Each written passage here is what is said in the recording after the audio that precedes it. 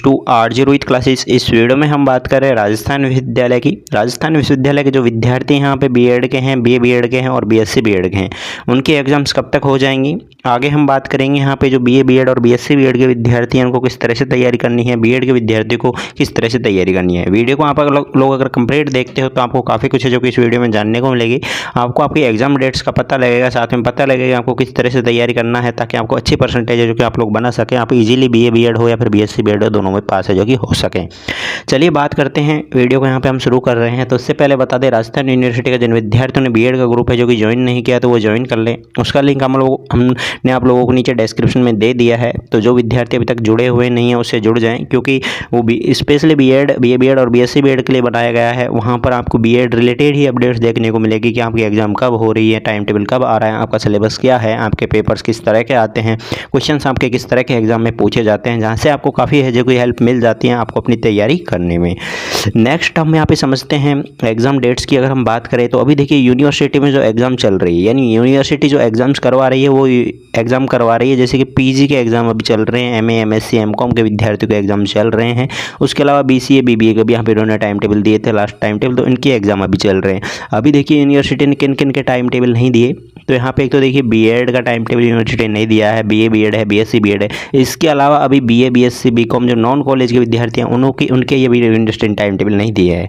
तो यहाँ पे देखिए सबसे पहले तो अभी जो टाइम टेबल आएगा वो नॉन कॉलेज के विद्यार्थियों का आएगा, उसी के बाद में आपके बीए बीएड और बीएससी बीएड और आपके बीए बीएड बीएससी बीएड और बीएड का आने वाला है। चलिए हमारी बात होगी यहाँ पे कि कब आपका टाइम टेबल आ जाएगा। पिछले साल आप लोगों की एग्जाम जून में करवाई गई थी, इस साल भी कोशिश है कि जून के फर्स्ट में तो आपकी एग्जाम किसी कंडीशन में नहीं होगी, बीएड हो चाहे बीए बीएड हो या फिर बीएससी बीएड हो। लास्ट मान के चलिए जून के एंड में ही आप लोगों की एग्जाम शुरू होने की संभावना रहेगी यहाँ पे यूनिवर्सिटी के द्वारा। पिछला टाइम टेबल हम आपको दिखा दें यहाँ पर।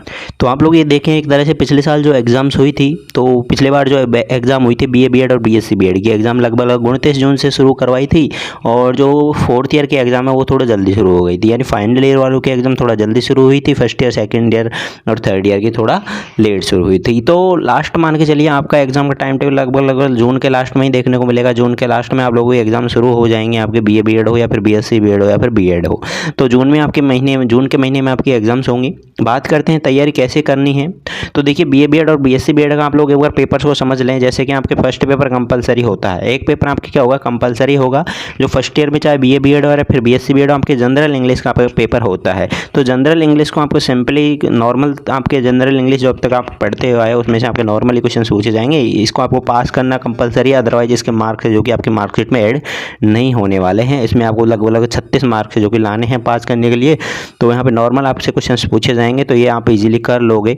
और पिछले साल का पेपर हम आपको टेलीग्राम पर प्रोवाइड करवा देंगे, किस तरह का आपको पेपर पूछा गया था जनरल इंग्लिश का, ताकि आपको इजीली हेल्प मिल जाए। रही बात जैसे कि चाइल्डहुड एंड ग्रोइंग अप है, कंटेम्प्रेरी इंडिया एंड एजुकेशन है, इंस्ट्रक्शनल सिस्टम है, तो ये आपके बीएड के 3 पेपर होंगे। इनके इंपॉर्टेंट क्वेश्चंस भी हम आपको प्रोवाइड करवाएंगे और इनके आंसर्स भी प्रोवाइड करवाएंगे कि किस तरह का क्वेश्चन आता है, किस तरह का आंसर आपको यूनिवर्सिटी की कॉपी में लिखना होता है, ताकि आप लोगों को अच्छा मार्क है जो कि मिल सके।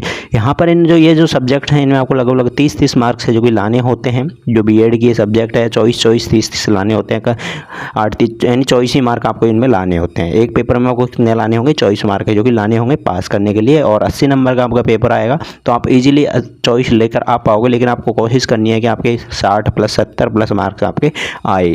तो वो उसके लिए आपको यहाँ पे पेपर्स प्रोवाइड करवाए जाएंगे, इंपॉर्टेंट क्वेश्चंस और उनके आंसर्स भी है जो कि प्रोवाइड करवाए जाएंगे। वो आपको टेलीग्राम पर ही देखने को मिलेंगे, और टेलीग्राम का लिंक हमने आपको नीचे डिस्क्रिप्शन में दे दिया है। उसके बाद में आपके जो पेपर्स आते हैं वो सब्जेक्ट के पेपर होते हैं।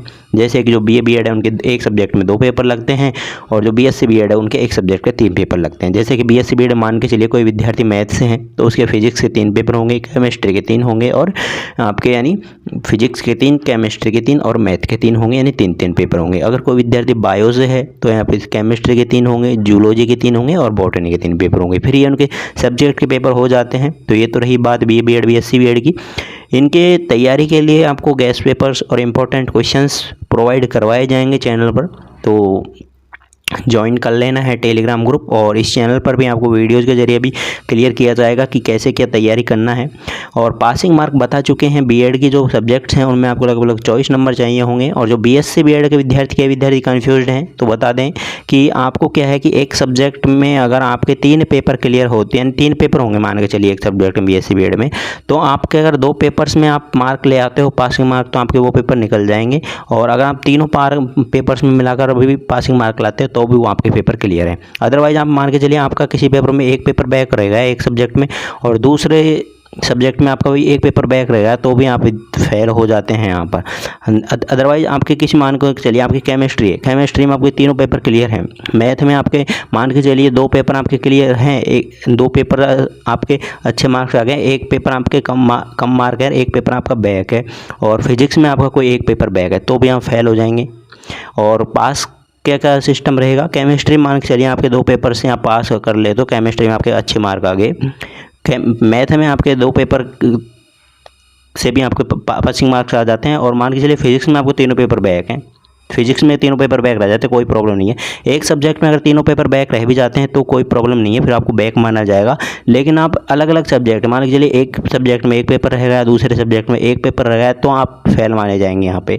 अदरवाइज आप एक सब्जेक्ट में आपके तीनों पेपर बैक रह सकते हैं, कोई तरह का इशू नहीं है। इसलिए कोशिश करें कि 2 सब्जेक्ट हो तो अच्छे से क्लियर करें। और आपको बैक रह जाते हैं तो नेक्स्ट ईयर आपको मौका मिल जाता है उनको निकालने का। लेकिन यहाँ पे देखिए फर्स्ट ईयर है, इजीली निकल जाएगा। पिछले सालों के पेपर्स पढ़ोगे, गेस्ट पेपर्स प्रोवाइड करवाए जाएंगे, आंसर्स भी प्रोवाइड करवाए जाएंगे, क्वेश्चंस भी प्रोवाइड करवाए जाएंगे। उनकी मदद से आप इजीली पास हो जाओगे, अच्छी खासी परसेंटेज है जो कि बना पाओगे। फिर भी कोई तरह की समस्या आएगी तो आपकी समस्याओं का समाधान इसी चैनल के माध्यम से किया जाएगा। और किसी तरह की कोई भी आपको अभी भी कोई भी क्वेरी है तो आप लोग कमेंट करके भी बता सकते हैं। यहीं से आपको है जो कि इसका सॉल्यूशन है जो कि देखने को मिलने वाला है।